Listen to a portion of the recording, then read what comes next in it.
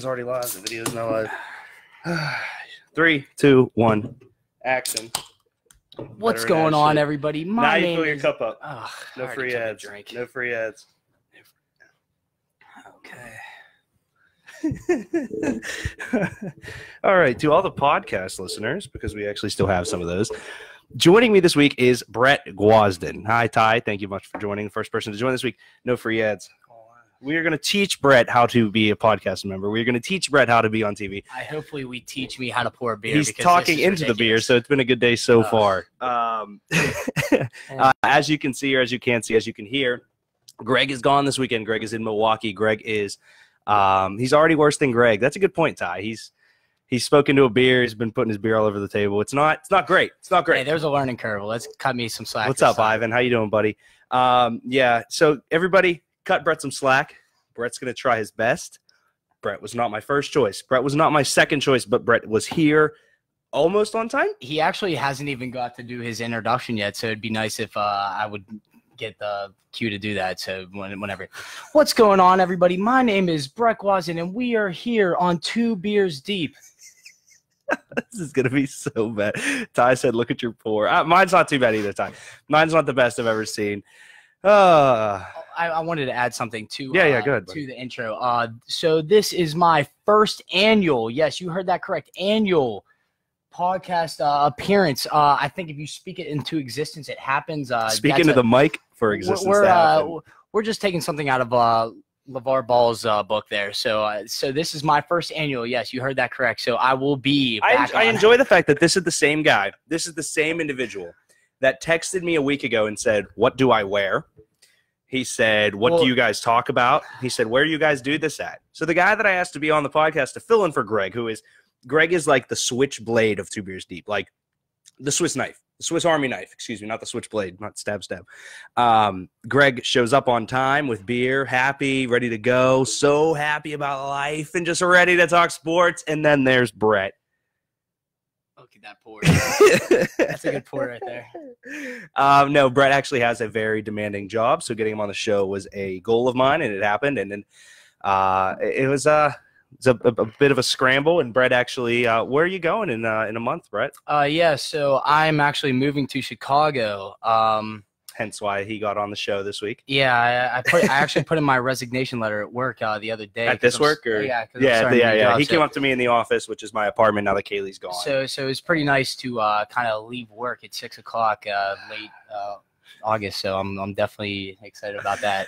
Guys, I will vouch for Brett on a sports knowledge basis. He is here because he likes sports. He can talk sports because he's not the dumbest guy that I know on the planet. And he's here. So, that's half the battle when you're running anything is that Brett showed up. Hey, so that's half the battle. Showed up. I can and I will. Fair enough. What sport you want to go with that first, Brett? I have some notes here because Brett was late. So in his defense, and the sun is just absolutely destroying me right now, but I can't get up.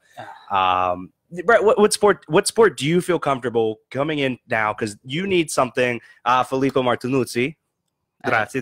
Filippo, nice seeing you. You need a sport that you can transition into from literally walking off the street, as you just did, and talk about. So what do you want to talk about first? Well, I would say my best sport to talk about is either curling or badminton. So if anybody's interested in talking about that, let's talk about curling. What did you think about the Olympics that happened a little while ago? Yeah, so I think they happened in the winter.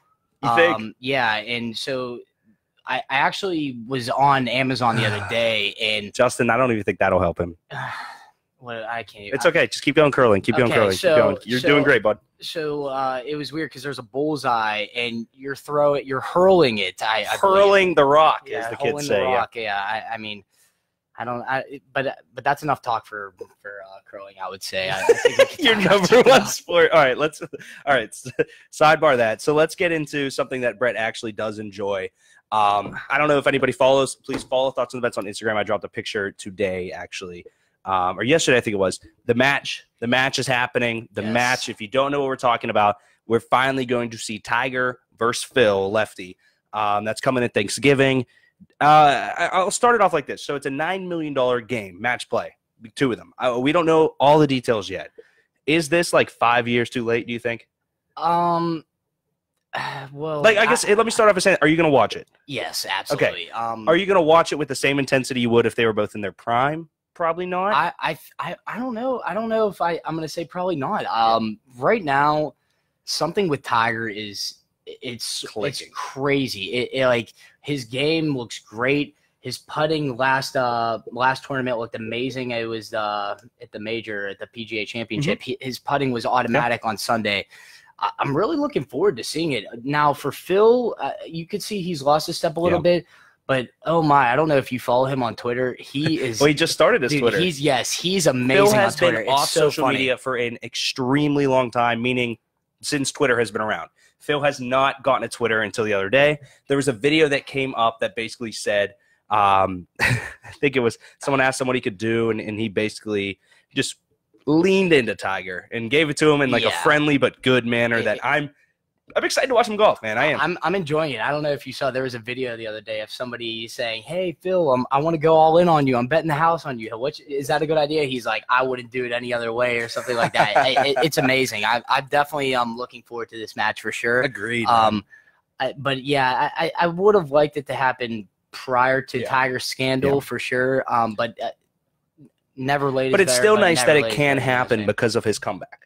Like, it's still nice that it can be a thing, because there's a lot, like, compare it to the Floyd Money Mayweather Pacquiao fight. Yeah. Like, that was probably 7 years away from their prime, but it still broke records and people wanted to see it. Okay, so since we're on this topic, who do you think's not the Floyd, but on the golf, who do you think would win this? Man, that's tough. And you want to pick Tiger, man. You want to pick Tiger. You want to pick Tiger. You want to pick Tiger. But you know what? Lefty, I think, you look at how they're playing right now. I think Tiger's the better golfer right now. But consistency of career, Phil has always been there, always been the guy. Like, Tiger's gone from the highest of highs to the lowest of lows. And it's a sports story from time and time again. Like, the hero is up there, and then you see him fall, and so many people want to see him fall. Yeah. But now we all can get to see him grow back as a human, grow better as a golfer. I'm gonna go Phil, man. I'm gonna go Phil. It's weird though. I'll go lefty. I'm a huge Tiger stan. I love him and will always love him. It's kind of like there's two athletes for me that I will always have on a pedestal, and it's him and LeBron James. You already know about LeBron. Yeah. No curlers. Tiger Woods, something with him just it makes me gravitate towards him. It's so exciting. Yeah. But weirdly enough, I am also thinking Phil is going to pull this out. It's just something about, like, it is weird. Tiger's been very good lately, and he's been hitting the ball well, and he's been driving the way we want Tiger to. And the short game was the thing. And I think what we all wanted to see was Tiger just play a full tournament and get through a full tournament. And he's done that time and time again on a basis. And he's by far been way more competitive in recent this year than Phil has. Oh yeah. But this just seems like something that Phil you're gonna let it go the entire year. Phil he could very well not finish top 10 the entire year. And this is something that I think he's like, I want this. Yeah. Like, they've been compared so much their entire careers and just always going head to head. You always wanted that final Sunday matchup with those two in it, just to see them go back and forth, because they were the generation guys at their time. Agreed. So I'm definitely looking forward to that match for sure. Now, talking about that, because you know the different types of golf, what exactly is match play? Is that just one-on-one, or is it winner takes a hole? So match play for the types of golf. So you obviously have stroke play. That's what everybody's probably most familiar with, is you play a round, you get a score for each hole. So on average, you have a par of whatever, 70 to 72, and then above par, below par, whatever you get. So match play will be whether you win the hole or not. Okay. So, for instance, birdie on one and par up for the other, the birdie wins the hole. It's 1-0. So no matter how far you blow a hole, like if you and I are playing match play and one I beat you by 1 stroke and the next you beat me by 20 strokes or something, it doesn't matter. We're washed there. Do you like that better than stroke play for one-on-ones? So that's how they do. That's how they work the Ryder Cup as well. True. So is that how they did the Olympics? No, I think so. I think they did do it like that. It's interesting. I know when I play with my buddies, we'll play match play. Yeah. Like we'll throw whatever, nothing crazy, $5-10 bets, and it'll be 2v2, and we'll do best one. Justin Lee just wrote in the comments that they came out today that they're playing stroke play.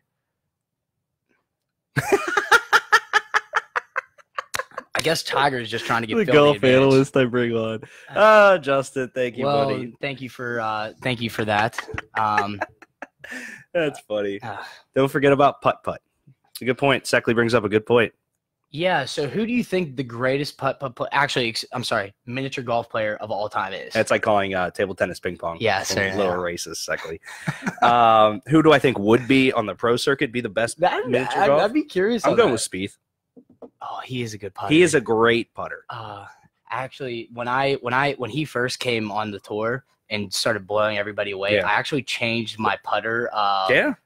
So he does left hand up. Yeah.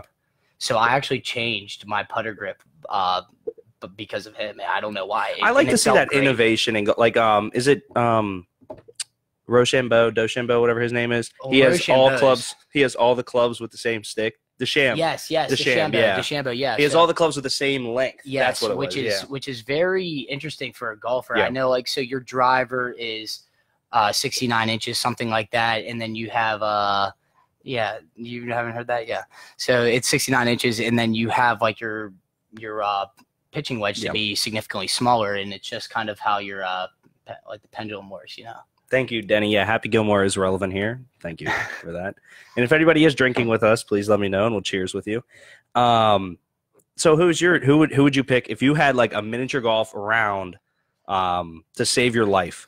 Who are you going with? Oh man, that's how you have to go with everything though. Like my life is on the line. Who's shooting the free throw? Who's hitting this putt? No, that's good. I like that. Man, Spieth is one of my favorite putters. I'm gonna be. I mean, everybody on the tour nowadays, they're all great putters. Yeah.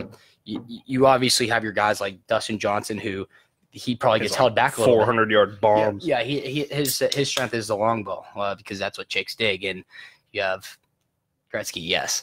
So I would probably – I'm going to go off with my personal favorite on the tour. If his name is not Tiger Woods, I'm going to say Ricky Fowler. And that's just my guy.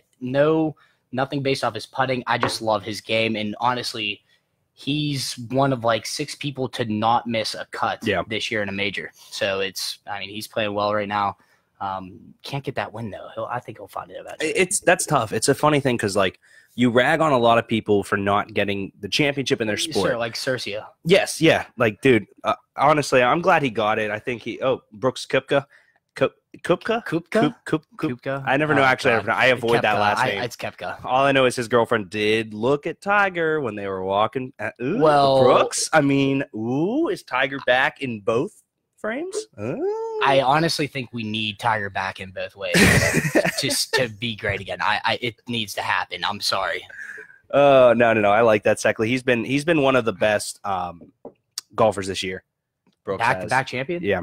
Yeah, and that's what Greg and I actually talked about. So if you are a friend of the podcast, we did do a podcast episode with Greg that dropped on Wednesday morning. It dropped the Wednesday because Greg knew he'd be out of town, and we knew we'd be doing this live video every Thursday, which actually we did it Wednesday last week. But long story short, so if you listen to that, Greg does go a little bit in depth about how he thinks that Brooks, no matter how he finishes out the year, will be the #1 golfer when it's all said and done. He'll win Golfer of the Year no matter what happens because back-to-back. No, yeah. I mean, he put up a good argument for it. I mean, okay, so there's that. I think there was a stat out there. I can't recall it off the top of my head, but there are not too many people that have accomplished that. I think it was only one other person. Yeah. Yeah, no, that's impressive. There really hasn't been a dominance since Spieth had his little almost Tiger Slam run. Yep. It's something that I can appreciate a lot. Yeah. I mean, and it really, this might be why I'm a huge Tiger fan, because you have so many great golfers. And I love sitting down on Sunday watching these guys play on the biggest stage and just putting up amazing shots time after time after time. But you don't have a guy stepping out every single time. You have a group of guys that all are going to step out. Yeah. And I think DJ was at the forefront of that for a little while. Yeah, he was. But so Jason Day was until his mother passed away. Like, he was on a tear. Rory had his tear. JT had his tear. You know what I mean? You have these players that have these tears, but I don't think there's been a player or there ever will be a player as dominant as Tiger on the in golf our range. lifetime, I don't No, think agreed. so. No, I hope I'll tell you, that's if not the case. Spieth wins that Masters, I definitely hope that's not the case, because golf is, for me, better when you have somebody dominating and somebody's chasing them. Yeah. I don't know how I feel. Like, I enjoy that. I can name off 10 guys right now that are so much fun to watch, that they're all hitting their strides like in prime right now. They're about 26 to 29 years old, incredible golfers. And I go out there and I can't do literally a tenth of what these guys do. It's incredible what they can do with a golf ball. On the podcast, Greg and I were talking. I think he said something. I forget how the conversation started, but I said that, like, golfing on, like, he said one player that wouldn't make the tour, something along the lines of, like, somebody that you wouldn't expect to win a Masters that has a chance to win a Masters or something upcoming. I said Jack. Yeah. And he was like, why? And I was like, well, I mean, he's old, but he still could make the shots. And we laughed about that for a little while. But it's funny. It just goes to show that these kids who are 26, 25, 24 that are in the tour right now, that are killing it right now in the tour, are going to be around for a long time. Yeah, no, and especially, I mean, look at Tiger. He's in his 40s now, right? And he's still, I mean, obviously his advantage back then was he crushed the ball and had such a length on everybody, where he's hitting pitching wedge and 9 into greens where everybody else is hitting like 7 and 6. So he obviously has a huge advantage to be able to control the ball and whatnot. But no, it's definitely I definitely look forward to the future of golf. Yeah. What is your favorite course? Like, what's your favorite cup? Your favorite weekend watch? It's got to be the Masters. Yeah, that's like no other. Like any other, it's amazing. I look forward to that. I'd love to go to the Masters. David Seckley says the field is much deeper now than it has ever been. Young Tiger wouldn't dominate today the way he did 10 to 15 years ago. Yeah, I agree with that, but you also have to, like, and Seckley, we could argue about this all day because you know more sports than most people know, other than me, of course. I don't disagree with that, but if young Tiger was around today, I would like to believe that he would be that far ahead of the field today. Would like to also, you know what I mean? That. Like, so we're gonna remove logic from this conversation, and we're gonna say that Tiger would still dominate. You just think about it, remove logic and say he would. I get that, everyone's better, and you can even talk about let's convert it to like shooters in the NBA. Obviously, there's a lot of guys right now that the numbers and I got to shoot a 3 because the percent is higher than in blah, blah. There's a lot of great shooters today because of the mentality change, but that doesn't make me believe less about the great shooters of the past strictly because they would have had this technology, had this training, had all this to it. But Seckley brings up a good point. The talent pool right now is so mixed, whereas during Tiger's era, there was no one doing it the way he was. Well, was Tiger's – I think the thing that we are kind of missing with the whole Tiger debate is some of his talent was that he was able to strike fear in his enemies that nobody really does now. Like, it's a friendship thing. I don't really fear anybody on the tour when I watch them. Like, they're going to run away with this and nobody's going to catch them because they're almost afraid to get up there and the moment is too big for them. Well, and they all go on trips together. With Tiger. And they're all buddies. Maybe that's like a knock to social media. Maybe they were like that back then. Yeah, it's actually a really good point. So who knows? Maybe Tiger and Phil all along were great friends, and the media kind of made it out to be that they're enemies and that they're competing against each other and that they don't like each other and all that. You never know. I mean, not just those two, but like really. But golfing as a whole, sports as a whole, that those guys really disliked each other. I mean, you're not telling me basketball though. They definitely hated each other. Well, okay, so I was just going to say something in basketball, so I'm glad you brought that up. You're not going to tell me that Michael Jordan and Isaiah Thomas liked each other. No, you're not going to tell me that. No. But would I want to see them play one-on-one? Basketball was different for sure. Yeah. And I think that's a contact thing. That's a cultural thing. Yeah. So I think we can all agree on that. With you bringing up one-on-one with those two, and we're talking about Phil and Tiger one-on-one. We'll save that for the end. You want to save it for the end? Save it for the end. We have something special for you guys around the 40-minute mark. See, I honestly didn't even know this, so I'm just going off of the tip of my tongue. And so let's switch sports. I'll save it. Yep, we'll save that topic. I knew exactly where you're going. I want to talk a little bit about soccer. There goes my pen. Basically, for anyone that doesn't know, because if you would listen to the podcast, I stole your pen. If you listen to 2 Beers Deep, we talked a little bit of how La Liga, the Spanish soccer football league, started scheduling some of their actual match play games in America. the big issue came during the ICC, the International Champions Cup, that came to Pittsburgh, where Borussia Dortmund played Benfica. A few years ago, it was here with AC Milan and Manchester City. You also had Chelsea, Liverpool played in Philly. You have, like, all across America, these teams come, but they play third-string guys. They play young prospects. You get to see guys like Christian Pulisic play, but that was cool. It was very cool. And I love Mario Götze. He's one of my favorite players ever. Watching him play was great. Love Marco Reus. But so the Liga did basically what the NFL has been doing with teams going to London. They said, hey, you're going to play X amount of games in America. And every captain for every La Liga team met. And they had a meeting. And they all said, basically, F that. We're not going to America for these games. And Greg and I talked a little bit on the podcast about how do you, as, say, the starting quarterback for the blah, blah, blah team or the owner of a team, that takes away technically a home game. I think in the NFL that means more than La Liga, but at the same time, home games still have a huge advantage in most sports because of your fan base, travel, time difference, food, everything matters. It's things that people don't think about with traveling. If I'm playing a game, if I'm from the 76ers and we have a game against the Warriors, that is a plane flight. Yes, that's an hour difference. I got to eat different food. I got to be with different people, blah, blah, blah. It's way more than people think. So them come to America is good in a sense because now we get to see actual talent like Messi, like anybody on that team, Dembele, Iniesta back, and they're obviously gone now. But, like, sorry for short of mine, but my whole point is it's better for us, but we don't think about how bad it is really for the players. Well, the thing that's interesting to me, and I'll be the first to say, and I'm sure this is the majority vote, that I like when games are over in London for the NFL. The NFL. Really? Only because you get to start drinking early. It's not my team, and it starts early in the morning. Because, I mean, everybody who loves football, you want to start as early as possible. Yeah. 1 o'clock's too late. It does suck when you forget to set your lineup. Yeah, I agree. But I definitely enjoy waking up and it's 9 a.m. and I'm like, oh my gosh, there's a game on right now. It's exciting. But I will say I'm not quite sure why they want to bring games over in the U.S. What do you think the benefit is for the teams? And I could see maybe from a player perspective of why it would be more beneficial to get more popular. Yeah.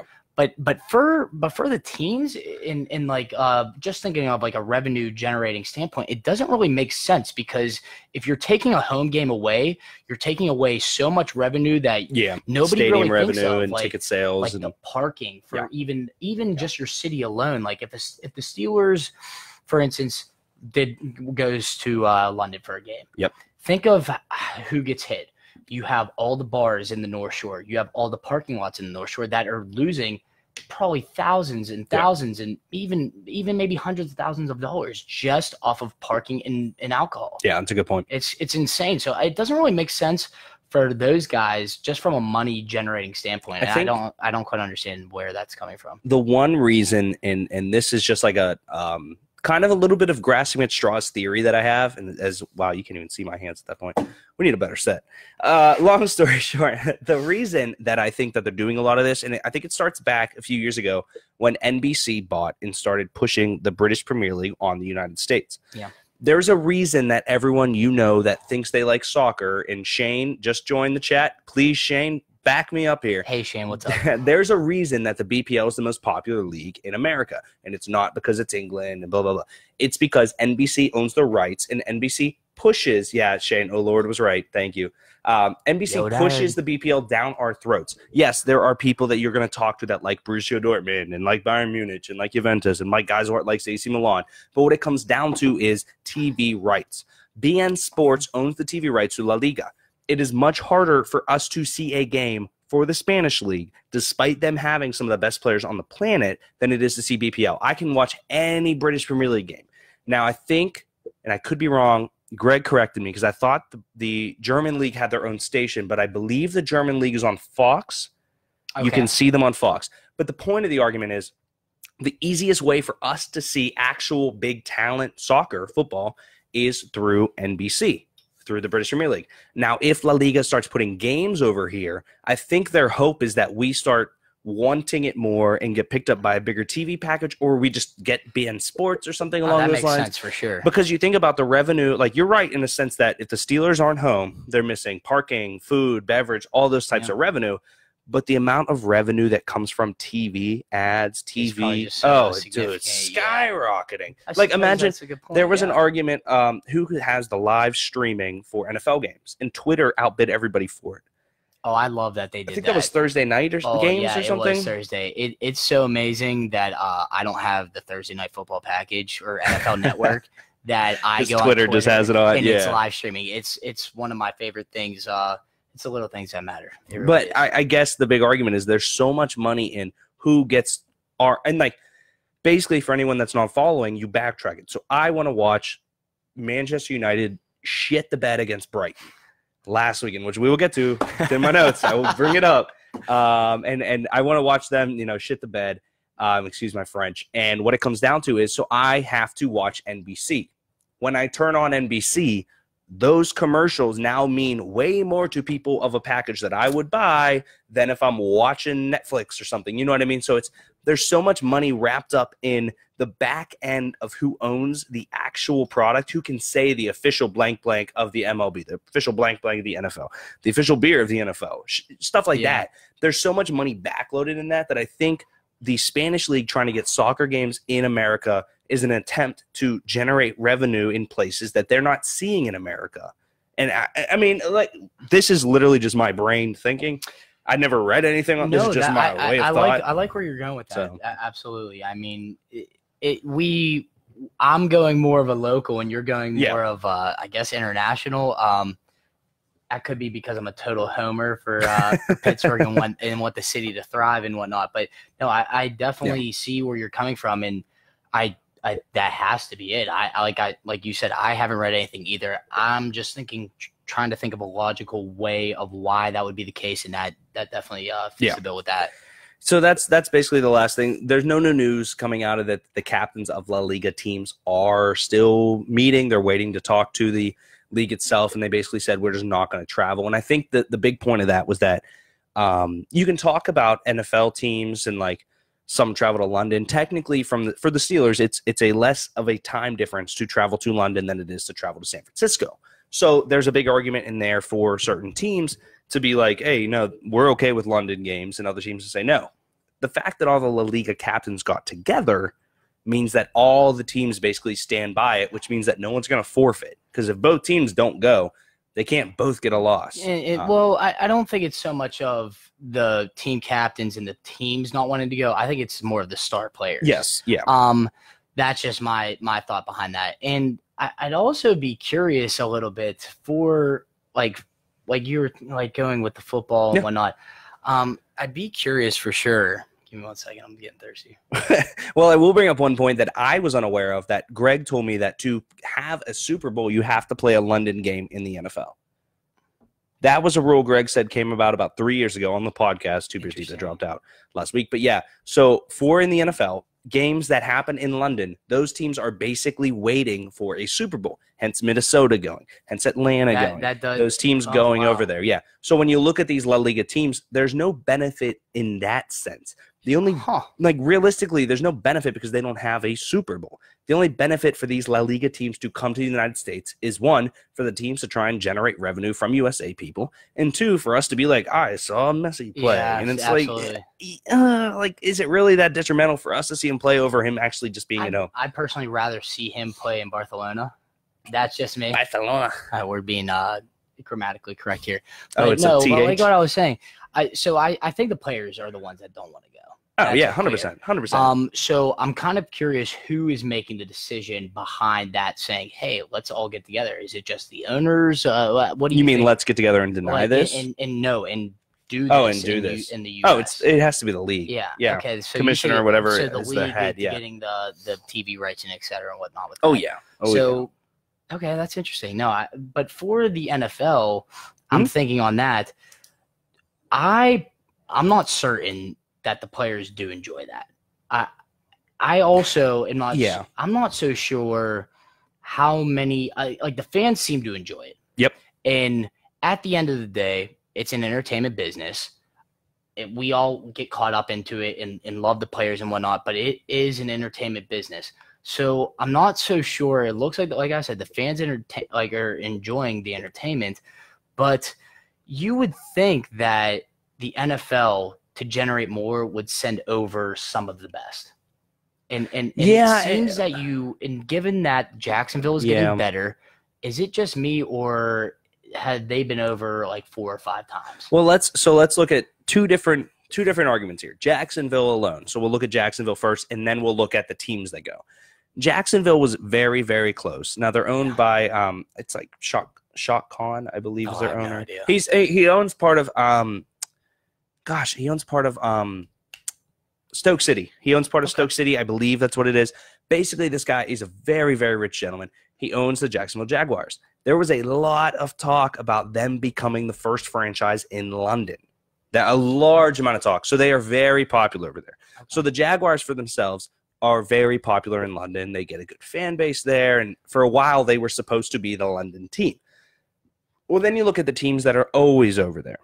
They definitely send 2 types of teams. One, the Cleveland Browns, Indianapolis Colts, Jacksonville Jaguars. Historically bad teams. They send over these teams that like have down years or just kind of don't have a huge following outside of their city in the United States. 2, they send teams that won a Super Bowl, which after Greg told me that, I didn't know that makes a lot more sense now because Jacksonville could have a Super Bowl. They are a Southern team. You look at Indianapolis, indoor, I believe. Yeah, they are. Yeah. They did indoor, outdoor. Cleveland could never host a Super Bowl. Well, I guess the Giants hosted I was going to say the Giants did. Yeah, the Giants did. So, I've heard a lot of talks with Pittsburgh that a lot of the developments in the city are for a Super Bowl. Yeah, so if you don't know, Pittsburgh basically has opened up a new hotel every week in the Strip in the North Shore. They're basically attempting, and this was the rumor when all the hotels were getting started to build. I have no facts behind that. But it's the rumor behind it. I hope it's true. That'd be amazing. They're basically trying to get enough hotels in the city of Pittsburgh that we could host a Super Bowl. My mother says hi to you. Hi. All right, let's get off that real quick. The only other thing I want to touch on, just because I am a man of my word, Manchester United lost 3-2 to Brighton in the worst example of soccer I've ever seen in my life. Liverpool won 2-0. Everton won 2-1 against Greg Southampton, and Tottenham won 3-1. Now, the funny thing is, Tottenham actually, there's a petition with 10,000 signatures. They need 100,000 signatures to go to Parliament. People are actually trying to get Tottenham to lose points because they were supposed to build a stadium this year. They didn't. And when they first started this like 4 years ago, the old head of the Premier League said basically you have to play an entire season in one stadium. You can't play half the season in one, half the season in another. So that's a fun little point that that's shocking. There's one more thing I want to talk about golf before we get into some of the lighter, fun stuff. Did you hear the story about the guy getting his finger bit off? No, what happened? Are you serious? Yeah. Oh my God, this wasn't even planned. This is awesome. So there was a guy. I don't remember the course of the state, and if anyone does, please write it in the comments because this was like a dominant story. Like ESPN, Bleacher Report, Deadspin, Barstool, everyone covered it. Basically, there's a foursome of golfers. Must not been on Twitter. The Twitter is the one app that Brett says he would consistently pay to I would pay for Twitter. Anybody that wouldn't, come talk to me. I can convince you. He'll give you some accounts to follow. Basically, what happened was there was a foursome of golfers in front of another foursome of golfers. They got into an altercation. I don't know if it was one taking too slow or a ball got hit near them or something. Basically, the one gentleman from one of the foursomes bit off the thumb of the other gentleman to the bone. Wow. When asked about it, the friend of said biter said it sounded like he was just crunching on a Dorito. Oh, I thought bones were thicker than that. Did you? No, actually. So, funny fact, and I could be completely wrong on this, you can bite through your finger with the same pressure it takes to bite a baby carrot. Your body just won't let you do it on yourself. Apparently, that's Google it and let me know if I'm terribly wrong. If I'm the only person that felt my finger after you're saying that, I'd be shocked as well. But no, that's crazy. That's so weird, dude. Wow. It's so weird. Carrot. It's so gross. Yeah, you're pulling your thumb off. That's incredible. Thank you. It's magic. Yeah, so he bit through the other golfer's finger. Just gone. And he said it sounded like he was just biting on, crunching was the word, crunching on a Dorito. I could have went my entire life without hearing that story. Is there anything, okay, in golf, is there anything someone could do that would make you that mad you would bite their finger off? Okay. Is there anything You've thought about ever? this? Is there anything ever in anything, not just golf, not just sports, anything that you would ever get so mad that you would Shane, bite my mom was the most recent comment, so we're not going to swear. Wow, what a piece of shit Shane is. This guy. Shane. Stop. No, so the only reason I told Greg I would ever bite someone's finger off is realistically if they were choking me or had their hand around my mouth or something and I couldn't get out. Fair. You know what I mean? That's fair. And Greg said that was cheating, and I said, shut up, Greg. Because I feel like that's the only time. Like, I'm not going to grab you and just. Yeah, gosh darn it. You know? I couldn't agree more. Gosh dang it, Shane. It's not fine, Mom. Shane's a bad person. Let's get into the next topic. Son of a bitch. I actually yell at Greg a lot for swearing on this because we save these videos and put them on YouTube. But I also just enjoy making Greg frazzled. So we'll bleep that out. Okay. Cool. No, I'll bleep that out. Okay, cool. We'll bleep that out. Moms have heard it all. Well, okay, Shane, if you're going to tell us to swear and you put F***CK. Stupid ass. Shane, I really looked high of you, and now I'm just starting to struggle with this one. Shane, I never really looked that highly of you, so it's okay. Let's get into the Urban Meyer thing. If you don't know, basically, we won't talk about this too much because this is a little more serious. Urban Meyer, I think it was a wide receiver coach at Ohio State, had allegations of domestic abuse, domestic violence, everything under the sun that is not what you'd want a human, anybody you know, to do ever. Urban, quote unquote, knew about it. His wife knew about it. His wife used to help the wide receiver coach's wife. Long story short, if you don't know about the story, please look it up on your own. I'm not going to go too much into detail. Is 3 games without pay enough for what you know about the story for Urban Meyer? No. Okay. And after seeing the press conference, it's clear that he feels yeah, Shane, it is because you're shorter than me, you midget. I'm shorter than everybody, but no, it's tough. I mean, obviously, I'm a huge Penn State person myself, and I don't even think I knew that. Yeah, I'm a huge Penn State person. Everybody in my family is kind of an alumni. I've known Brett since my sophomore year of college. It's because I didn't become a fan until Saquon Barkley. But anyways, no, everybody in my family went to Penn State. Penn State so I'm a Penn State person myself, but I've heard Joe news so many times, and I'm just sick of it because Joe didn't know, but Urban did know. Okay, we're not going to get into it too much, but Joe did know because okay. Joe didn't know, Urban knew. Here's what I'm going to say about ESPN as a whole. So a couple ESPN reporters were basically saying that I'm being biased. I'm sorry. No, we're not going to get into this too much because this isn't fun. It's not that it's not fun or it shouldn't be. We're not a reporting show. We're just a talk show.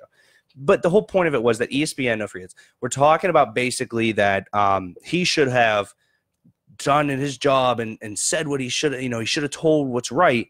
But ESPN also chastised Joe for not doing more than telling his superior, which is what Joe Pa did. I don't want to get too much into anything, but realistically, college football is the most fucked up thing on the planet. It is literally stupid. It should not be a thing. It should be semi-pro, and schools should just be schools. Joe definitely knew. Seckley, thank you. Well, what it comes down to is the fact that the NCAA is the most corrupt organization on the planet, has nothing to do with actual athletic ability, and keeps amateur status of kids that deserve more money because we get to use your name like Johnny Manziel. If you went to NCAA shop at Texas A&M and typed in Money Manziel, you got a number 2 jersey. That's really weird that it'd be the same exact number and the same exact font and the same exact freaking jersey. Well, the NCAA literally could shut down tomorrow, and it would be the best thing to happen to humanity.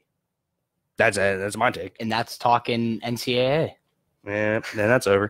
All right, so let's talk about one more thing. So Brett kind of prides himself on being what we call a fantasy football guy. Yes. The security around the answer. Love you, Marshall. We're being cautious because if you say you're too good at something and you're not.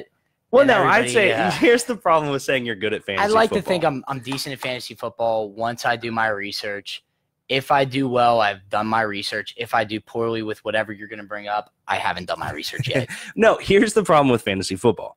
The problem with fantasy football is I know almost everything that you can read about for fantasy. Yeah. And I will still get beat by my girlfriend's cousins because that is fantasy football. Fantasy football is literally a luck-based thing, and it's about probability plus opportunity equals an outcome, and sometimes it just doesn't happen. I think where we struggle with the people that know fantasy football, and I'm going to put "know" in quotes, is that we think that a lot of the times we're smarter than the ADP, which is the average draft position of the players. Yep. So when I'm drafting number, say, 8, and I look at the draft board, and number 8 tells me to take, say, DeAndre Hopkins, and I'm saying, no, that's not my pick. I don't want to take him this year. I want to take somebody else, and that person happens to be, say, number 10. Yeah. That I'm kind of losing value because I don't know how many times this has happened to you, but I've had to deal with drafts where there are auto drafters, and they somehow have a stacked team. Here's what I say about auto drafting. If you can't make a draft, if you have an actual obligation, auto draft. You have a reason for not being there. I had a work draft last night, and I think 4 out of the 12 people had never done fantasy, weren't good at it, but they were all there. They made their own picks. Now, yes, did they select the top person on the board based on ADP? Yes, and they took the guys that were suggested best for them.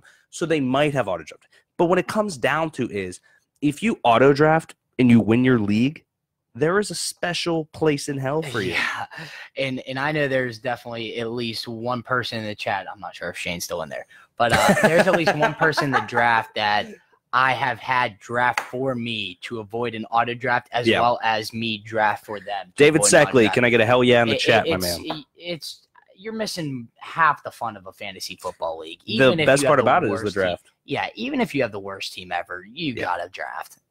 Draft it up. I actually had a coworker come up to me, and we're doing a live auction draft. Oh boy. And I'm not in the league personally, but he said he cannot make it. Do I know fantasy football? Can you draft for me? And I That's said, the worst absolutely. situation ever. But I'm for it. I mean, I it's know better than auto. It's better than auto. auto. How do you auto an auction? So that's a good question. I've never done an auction draft. I've only done one auction Shout out draft. to B. Maddie, the most famous person I know. I don't know if you can auto a auction I don't think draft. you can auto an auction, man, because it's about numbers. I mean, you would just be picking up. That'd be interesting. Hashtag no auto draft. Thank you, David Seckley. Yes. Old head goat. Let's talk about the person I want to bring up before we get into this draft. Adrian Peterson signs with the Washington Redskins. Anybody that doesn't know, basically what that means is that a Canton great, a first ballot Hall of Famer, is on a team that had the 3rd highest goal-to-go rushes last year. Different offense, different quarterback, different Adrian Peterson. I love him in fantasy this year. Okay. RB2 upside. Okay, well, where are you drafting him at? So in my dynasty, I just picked him up on waiver because I picked him up on waiver because of Matt Lucas still in here. You suck, guy, because he drafted Darius Geis really high and he didn't pick him up. So look at the waiver, guys. Be active. Oh, he drafted him high. He drafted Darius Geis. I think it was second or no, it's third round. And honestly, retroactively, not a bad pick. It might help before later, the injury. A great pick, I'd argue, before the injury. I'm sorry to hear what that. it comes down to is I think Adrian Peterson, you're not going to draft him for the double-digit rounds because you don't know exactly. He's on the veteran minimum. He's going to make about $1 million if he makes the team. They have Fat Rob. They got Samaje Perine. They got Chris Thompson. I love Fat Rob, by the way. I don't think they do. I don't think they do either. Okay. So I have some family out in the D.C. area, and they're why isn't EJ in this is my question. That's a good question. I don't know. He was talking all his smack yesterday, right? But so I have family out in the D.C. area, big Redskin fans, and oh my God, you would think that every single player to ever play for the Redskins is the greatest player of all time. It's incredible. I mean, Kirk Cousins is somehow better than Tom Brady.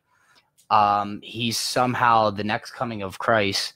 And Kirk Cousins is good, but he's not. No, he's not. He cannot be in the same conversation as team franchise quarterbacks because his team let him go. And there's something about their conversations that I've had in the past that just makes me want Washington to fail. But I love Adrian Peterson. He's been one of the best running backs that we have seen. He's the best running back I've ever seen. Successful. I really do. So looking at him, I'm not in love with him in fantasy yet. If I have 4 running backs on my team and I have a late round flyer, would I take it on him? Absolutely. I mean, you never know because he has the potential, even given his age. I texted EJ, by the way, and said you better get on because you're roasting him. Given his age, I think we've seen running backs, for example, Frank Gore, to do well it's a good late point, in age. actually. Yeah. So if anybody can do it, I will never doubt a person that I've always thought has been one of the greatest. All day, baby. Position. Yeah, I'll take Adrian Peterson late. I think he's the best running back, easily I've ever seen play. I might be biased. My favorite's personally been LaDainian Tomlinson. I was just true. I got into football. I got into football a little bit late. I'm not going to say LT. Sorry, I'm a huge fan of Tomlinson. That's why we did a back in the day we started, and it's going to be starting up under 2 Beers Deep. Which actually I want to do a quick shout out. Our beautiful new flag is from Our Point Apparel. Ryan Votash purchased as a gift to the podcast. Thank you so much, Vo. It'll be hanging up. Give me a second. First timer here. You guys remember at the beginning of the show when I said this is Brett's first podcast? His first annual. His first annual. So apparently he'll be back in a year. No, I love this flag more than I love myself. It's better. It's okay. It's great. All right. So let's get off that. We got about 14 minutes left. Let's get into this draft. So basically, guys, the draft we are doing today is based off matchups with we have a couple new viewers. Brett, do you want to talk about what we were talking about before? Yeah, so we started the show off with Tiger versus Phil, the matchup. And pretty much Derek brought up that he would love to see Michael Jordan and Isaiah Thomas play one-on-one. So I was going to get into something and say, which one-on-one matchups across all sports would you really enjoy to see? Beautiful. I love it. We'll do a 6-round. Oh, hello, EJ. Before we get into it, I'm here. We can finally talk about some sports. Shout out 2 Beers Deep. Only 3 things you need to live: water, food, and 2 Beers Deep. EJ, thank you for joining the show with 10 minutes left in it. Nothing but your mohawk could make this better. Hi, EJ. Welcome to the show. All right. So obviously Tiger Phil is out.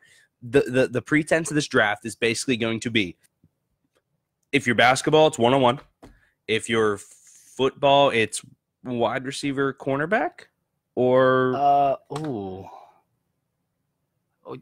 let's leave football out. Yeah. So we got basketball, golf. Better late than never is not true with 10 minutes left in an hour-long show, EJ. Thank you, sir. So basketball, straight one-on-one. Golf, straight one-on-one. Baseball, pitcher, batter. Hockey, forward goalie? Or forward defender? Or like a shootout, yeah. Okay. I might put EJ in my hockey comment. All right. Do you want to see that? Do you want first pick or do you want next 2? I want first pick. First pick. All right, you're up. Okay. And question. Christian, old Greg is in Milwaukee. He is with his dad and Gil. New Greg. This is new Greg. So wait, if you draft 2 players for basketball, am I allowed to use one of those players, or do you now? Yeah, have... we could reuse. I say we could reuse players, but not reuse matchups. But so, for instance, if I said LeBron versus Michael, but I'm not going to say that because we already know who would win. LeBron James just way too physically superior. But I could then, or you could then go and say Michael Jordan versus Isaiah Thomas. Yes. Okay, so you're up for your first pick. Okay, with the first overall pick in the 2 Beers Deep, thoughts from the bench draft of 1v1. Brett selects Michael Jordan versus LeBron James. It's by far. It's one of the greatest matchups of all time. That will be debated till the end of time until Bronny Jr. comes in, and then we're debating Bronny Jr. versus those two. Bronny Jr. versus Wade's kid. Yeah. Right. So I wrote my first one down, Jack versus Arnold. Straight up, I think that is, and we've seen it many times, but like just them in 118-hole round is kind of awesome. That would be awesome. Yeah, I think that's what I want to go to first. I'm trying to think a little outside the box, but at the end of the day, what it comes down to is that me personally. Yeah, please go personally because I don't want to hear all the cliches. I'm going to go Kobe Jordan. Oh, that's great. They are so similar in style, and you can watch a video of them. Kobe did model a lot of his game after Jordan, and that's a big positive and negative for his game in the GOAT conversation. But I think that Jordan said once, Kobe's the only guy that could beat me because he stole all my moves. And I was like, so you're saying Kobe could beat you? Okay. All right, you're up for your second pick, buddy. For my second pick, I'm going to go to hockey. And you can do any matchup. Don't just make it forward versus goal. You can do any matchup. Feel free to completely toss this out the window and not allow me to do this. Oh, I know what you're doing. I would love to see a Mario Lemieux and Sidney Crosby versus any single goalie. Okay. Let's say Patrick Waugh. Yeah, well, let's do it. Okay, you can set your matchups because screw the goalie. You just want to see those two guys in a shootout. Yeah. I'm Pittsburghers. I mean, I'm a millennial, so everybody will tell me how great 66 was. Yeah. But I have a hard time believing that Crosby's not having a statue already being made for him to be outside of that. What do we have on the comment? All right, I do. So pause in the draft. We have a comment. We try to read these every single time, and we got in this argument last night, EJ. Off topic, fan question for Deke. Would you consider Josh Dobbs a top 25 quarterback in the NFL? Second question, is it true that you indeed use it, you lose it? Or if you don't use it, you lose it? Question number 2, EJ, it is indeed a fact. If you do not use it, you do inherently lose it. And that is very true. Going on, I just talked to my boss, and they said if I don't use all my PTO, that I will lose it. So if I don't use it, you lose it. EJ, on the second part of your question, no, Josh Dobbs is not. Actually, you know what I'm going to say, EJ? Go ahead. Say it. No, he's not a top 25 quarterback. You dumbass Baltimore-looking money. Yeah, jackass. All right. Seckley brings up Mario destroys. I agree, Seckley. So I am on the third, and there's a couple like cliches. I'm going to try to avoid cliches like we talked about. I think that's the best thing to do. Wait, are we doing a snake draft? Because I would have another one, right? Yeah, we're doing snake. No, you got first, so I got next two. So we go snake. I asked if you wanted first or next two. Yeah, so you already bang, bang, bang, bang, bang, bang, bang. Good. Yeah, it's like how it's like how a draft works. You're good. Yeah, it's like how a draft works. But we're not playing really snake. It's more playground draft. No, it's a snake. If we had a fantasy football can you do a snake with two people? Yeah, because it goes bang, bang. Well, no, the thing, Seckley, back me up here. The thing about drafts is that you either get first pick or next two, and then it's just nice. Well, no, that's playground rule. Okay, then it's playground rule. Okay, I'm okay with that. I don't think you can have a snake with two people. I'm going the David Seckley rule. I think you either get first round pick or next two. That's playground rules. I'm okay with that. Okay, go ahead. You're up. I'm gonna go. I'm kind of thinking one. I'm gonna go AB versus Primetime, cornerback, wide receiver. I want to see Antonio Brown up against Primetime, baby. I think, and not that he's the best at his position ever, because I think his smack talk outweighed his ability in a sense. But him against Jerry Rice is one of the best videos ever, and Jerry Rice was still a little bit older. But watching Sanders go out there, I want to see. I don't think that's a crazy argument at all. I mean, if you look at AB and the numbers he's putting up, I get that it's a passing league, but he is a freak. I mean, like with a Super Bowl, he's the best wide receiver ever. He'll be flirting with that for sure with that title. I definitely would like to see that. That'd be interesting. Who would you give the nod to in that if you had to pick? AB. I think Primetime is get in your head type of guy. I think AB's too skilled. EJ says Prime don't want that smoke from AB. All right, Brett, you are up for your third pick. For my third pick, so I'm gonna try to switch all sports. Okay. God. I know. I'm trying to vary it out a little bit. Okay. Derek is right. To snake a 2-person draft, second pick gets 2, then back and forth.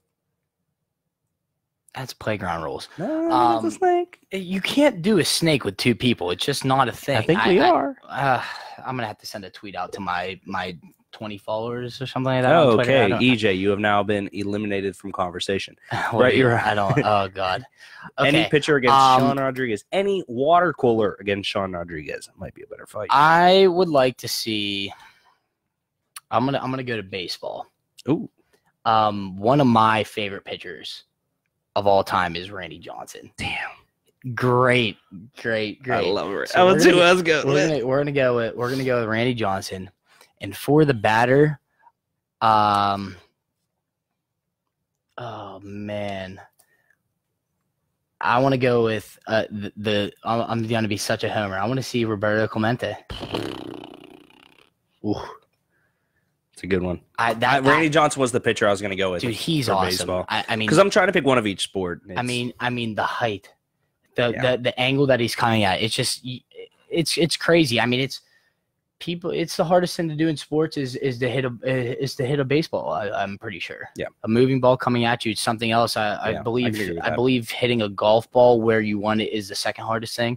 The third hardest thing would be being Derek's teammates for soccer. Not true. I'll show you guys the rings. All right, so I got my 4. I got golf, I got basketball, I got football. I can save baseball. Let's just get into baseball. Let's do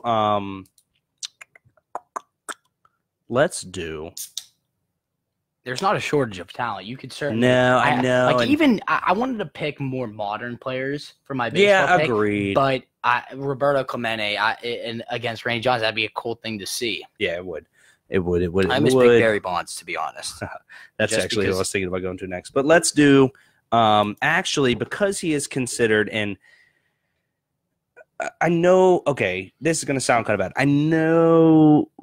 Actually, you know what? I'm going to go this route. I would like to see a prime Anderson Silva versus Conor McGregor in MMA. I don't know if you're a big MMA guy, Brett, but when Anderson Silva... Conor McGregor would smoke him. Come on. Give my guy some time to train. He goes from weight class to weight class and just... He got beat by Diaz. Anderson, all right, he went up 40 pounds. Come on. That's Anderson Silva was the most impressive athlete in any sport I've ever seen in his time before he shattered his worst. I'm getting smoked by the sun right now. This is ridiculous. You're up for your 4th pick. Okay, so where have I gone so far? You have gone baseball, hockey, basketball. Okay. I'm gonna go. Diaz ain't a dog, EJ. Diaz is a little bush. He is. He had to go up 40. They fought at 178 or something like that. That was ridiculous. I would like to see the trilogy. Your 4th pick is Conor Diaz? I want to see the trilogy. All right, so I'll write down Conor Diaz. All right, so I guess I want to go back to golf, and we already removed Tiger and Phil. Yes, Tiger Phil is off the table, thing. Yeah. Both are still usable. Personally, I would love to see at this very moment Justin Thomas. And this is just based off of he's hot right now. My guys. I love these guys golfing. Justin Thomas versus Ricky Fowler right now. They're both playing incredibly amazing. I think hindsight, when we look back on it, I think that'll be a matchup that everyone wanted. I just think they're fun guys to watch. I wanted to pick 2 modern guys that have been playing amazing golf, and I'm just trying to hit all the sports and whatnot. But those 2 guys right now have been playing amazing. Agreed. I'm gonna try. Let's go the hockey route, and I'm gonna take one of your. No, I'm not. I don't want to go cliche. I'm gonna slide over here so you can see me a little bit better. I'm gonna name Gretzky. He's one of my guys. Yeah, that's a relatively safe choice. I'm gonna go Gretzky. I can't think of the one dude I want to pick as a defender, and that's okay. I'm not gonna go that route. I want to see Gretzky. It's it's cliche. It's done. We avoided cliches. I want to see a shootout 1-on-1 Gretzky Lemieux. That's what I want. Lemieux would smoke him. I agree. And then we have a new chosen one. Gretzky is great. Gretzky is the great one. Lemieux's the good one. Yes. Who's your fifth? Okay, so we've gone. Have we hit all the major? I haven't hit all the. It major ain't sports cop yet. out, EJ. You join here 10 minutes left. Hey, You what sport have I yet to hit? You have golf, basketball, hockey, baseball. You don't have basketball. Or no, football. Excuse me. Football. You don't have football, and then what is NASCAR? Okay, so this is a very unpopular belief from me. This has nothing to do with fantasy football. Okay. I'm gonna pick 2 wide receivers right now, and I'm gonna do only current because I don't want to go back. Okay. I want to see right now. I want to see AB versus DeAndre Hopkins going against Booyah. I think he. You think Booyah is best in the league? No, I like Darius Slay. But I know AB smoked him twice in that playoff game. Maybe 3 times. Was it 3 times? I don't know. I want to. Yeah, I'm getting smoked right now. I hope you're good. We have a comment that I can't read it all because it's super long. Well, you might as well just hit the blinds real quick. I'm sorry, but yeah, no, I would love to see. No, that one's okay. It's the other one. But I would really like to see those guys go at it. Oh, that's amazing. I would like to see those guys go at it. I think this is an unpopular belief. DeAndre Hopkins has done the most with the least. I don't think that can't be argued. He's done the most with the least. Look at his numbers. Look at his quarterbacks. I've seen AB play with not Ben. I've seen. Give me 1 second to do this comment. Oh, God. Because we can get into this conversation for a long time. Dan Senaway, I promised you a shout out if you commented on this. After Dark Illustrations, the newest and greatest thing Pittsburgh has seen since Islay's chipped ham. The greatest and newest thing since Islay's chipped ham. I think it's After Dark Illustration. Islay's. It don't matter if it's Islay's or Islay's. It's the newest, greatest thing Pittsburgh's ever seen. After Dark Illustrations. Okay. Dan, I expect a Venmo of $6,000. So, quick question now that we're on the topic of ham. Are you going chipped ham or sliced? Or chipped is a Pittsburgh thing. I don't think you could do another thing. Is it really? Yeah, chipped is historically just kind of a Pittsburgh thing. I didn't know that. Seckley, back me up on that, you old head. I would go chipped ham as well. So, okay, when it comes to I personally think that outside of AB, there's not even a conversation for number 2. I think that DeAndre Hopkins is, I think he's better hands in a sense of being able to do what he can with what he has. Yes, it does matter, Mom. Thank you for the comment with no pretense to what you're talking about. Fair enough. I agree with you. Hopkins has had terrible quarterbacks until Watson, and he's still produced year in and year out. I can't say the same about AB's had Big Ben. I want to see it with a constant quarterback as well, though. Yeah, we just give him Tom Brady. Why don't you? That guy. We're not able to see that. Give him both Tom Brady. Give him both. Okay, I think Mom saying that it's the same word with an apostrophe S doesn't help me if it's is or I. So wait, no. Like, I actually like no. I know exactly what she's talking about. I do. So I know, but like so if you said, do you pronounce it Isleys or Isleys, and you type that out in text, I would know exactly what you're referring to, and it is Isleys. EJ, stay in your lane, cuzzo. What did he say? You Mohawk looking. He said, you from Beamer, you can't pronounce it right. EJ, bruh. You need to go home. EJ's from West Virginia. Don't you even go home. You might not even know. Oh my He's from God! You're from West Virginia, EJ. Oh, I'm so sorry, bro. Take me home. Oh, country roads to the place. All right, EJ. Shout out to your stupid Mohawk. All right, I got this last pick. All right, so I got golf, basketball, football, MMA, hockey. I'm missing baseball. I got to go baseball. Isleys. Thank you, Seckley. All I'm looking for, a pronunciation. All you have to say is Brett said it correct. Isley is correct. Isleys. He didn't say correct. Last pick, so I'm going baseball. Should I do pitcher? Should I do home run derby? Should I do fielding? I'm going to do pitcher batter battle. I'm going to go Barry. Yeah. I'm going to go Barry Bonds. And honestly, he never did steroids. You can go home now. You good? He didn't. And you know what? I'm going to go, obviously not postseason guy. I'm going to go Clayton Kershaw. I think no, I like that. No. He's bad in the post, but I think he's one of the best pitchers I've ever seen in my life. I don't mind that at all. It's fun to bring. I mean, when you have thousands of players, I don't even know how many players have ever played any sport. Yeah, it can go on forever. Yeah, like on this. So yeah, I like that that you're bringing in him. That's an interesting pick for sure, and that would be a fun thing to see. Who is your last pick? Okay. Oh, this sucks because I want to go tennis. EJ said, yeah, and Hernandez did not kill him. I'm a big tennis person myself. There's two things that you may not know is two of my favorite sports to watch are tennis and golf. I knew golf. Hello, chef.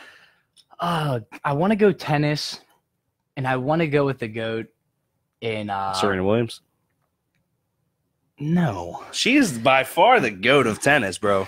She is the most dominant athlete in any sport ever. But there's no female that I would want to match up against. Put her with a guy, bro. She's the most dominant athlete in any sport ever of all time. She's better than Michael Phelps and Usain Bolt in their lane, bro. I don't. I would like. Okay. Final pick. Kevin. I would like to see Michael Phelps versus a live shark. Yeah. You win. What is this holographic crap? I don't want to see a holographic. I want to see a genuine live shark. That's great. I want to see him swimming away from a live shark. I'm mad. He's racing a shark. It was a holograph. Live shark. Hologram. Honestly, and if we threw in another one, let me throw some honorable mentions out. I want to see Cristiano Ronaldo race against an actual race car. I want to see Ronaldo race against the race car has to. But the race car has to turn. You know how much ground he's going to make up on the cut? Ocho Cinco raced against a race car that had to then go backwards, and he beat it because it went forward and then got into reverse. I want to see Cristiano Ronaldo do that. I want to see Ronaldo race a cheetah. We missed out. I want to see Tyreek Hill race a cheetah. Oh, good one. His is cheetah. I'm going to say the draft that we ran out of paper, but I still have paper, and I'm throwing sevens down because we need another one because we both missed out on a soccer shootout, and we need to hit that. True. All right, so PK shootout with one player against the goalie or anything? Yeah. So I want to see – we're both soccer guys, so – I want to see Beckham versus Ronaldinho, and in net, I would like to see Peter Schmeichel, the GOAT. Ronaldinho, Beckham, and the Great Dane, Michael. All right, I'm going to go Ronaldo versus Ronaldo because we're finally going to end the debate of which Ronaldo was better, fat one or skinny one. Fat Ronaldo. Or skinny, ridiculously good-looking one. We're going to end this debate once and for all. Who's in net? Derek Whiten. That's what I want to see. Good luck scoring no goals, bitches. That's what I want to see. All right, guys, this has been 2 Beers Deep. We got to cut this down because Brett's wasted and it's super funny. No, Mom, Brett against Derek would not turn out well for Brett. I have 2 rings. I have 2 rings as well. No. One's a pinky ring. One is a pinky ring. Get out of here. All right, guys, thank you so much for listening. We love you all. The podcast is obviously available on iTunes, Spotify, and every podcast streaming service. We have the Tao. We also have shirts, hoodies, sweatshirts. And I get to do my promotion as well, correct? Since we have new you have zero promotion of things to do, guys. For the people that weren't here at the beginning of the show, this is, again, my first annual, that is correct, annual show on 2 Beers Deep. Thanks for having me.